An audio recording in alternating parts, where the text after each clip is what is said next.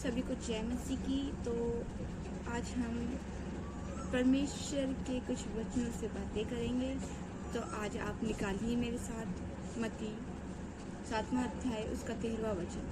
तो आज चलिए पढ़ते हैं, हम देखते हैं परमेश्वर हमसे क्या बातें करना चाहते हैं, क्या बताना चाहते हैं। सकरा और चौड़ा मार्ग, जैसे कि लिखा है, सकेत फाटक से प्रवेश करो, सकेत फाटक से प्रवेश करो, क्योंकि चौड़ा है वह फाटक और सरल है वह मार्ग जो विनाश को पहुंचाता है, और बहुत से हैं जो उससे प्रवेश करते हैं। जैसे कि बहुत से लोग आज ऐसे ऐसे काम करते हैं जिसमें कोई मेहनत नहीं है, बस दिमाग से कमाए जा रहे हैं। इन्हें ये नहीं पता कि हम गलत कर रहे हैं, किस तरह से क्या करना चाहिए, तो लगे पड़े हैं। तो हमें ऐसा नहीं करना, हमें मेहनत करनी है और परमेश्वर पर विश्वास करना है कि हम चाहे हमें मेहनत करनी हो, चाहे कुछ भी करना हो, लेकिन हम सच्चाई से और सही तरीके से पैसे कमाएंगे और जीवन आगे बढ़ाएंगे। क्योंकि कहते हैं ना, सरल है वह मार्ग जो हमें विनाश की तरफ ले जाता है। तो हमें वहाँ पे नहीं जाना है। चाहे कोई भी हमें ये बोले कि चल भाई, उधर इतना अच्छा काम है, उधर सैलरी भी ज़्यादा है, और हमें वहाँ पे जाना चाहिए और वहाँ पे कुछ काम ज़्यादा नहीं करना पड़ता। तो हमें वहाँ पे उसके बहकावे में नहीं आना है, तो क्योंकि वह विनाश की तरफ ले जाता है।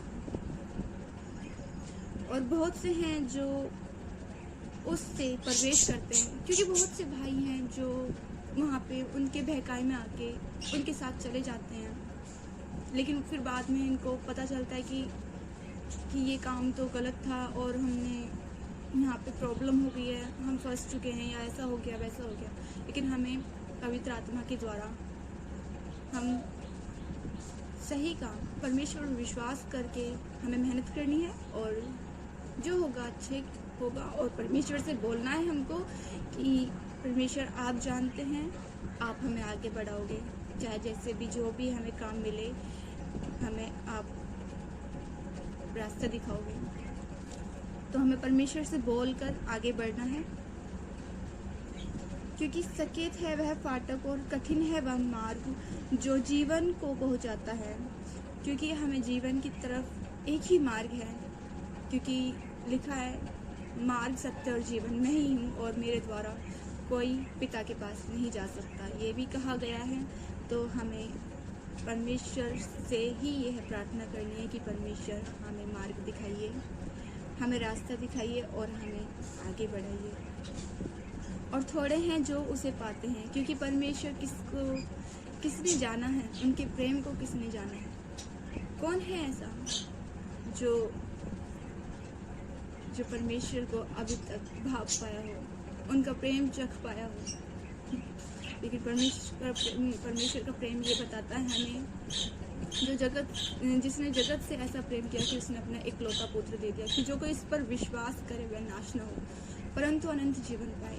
क्योंकि वचन हमें ये बताते हैं कि परमेश्वर का प्रेम किस प्रकार हमारे लिए प्रदर्शित करता है, कि परमेश्वर ने हमसे इतना प्यार किया कि उसने अपने इकलौता पुत्र दे दिया।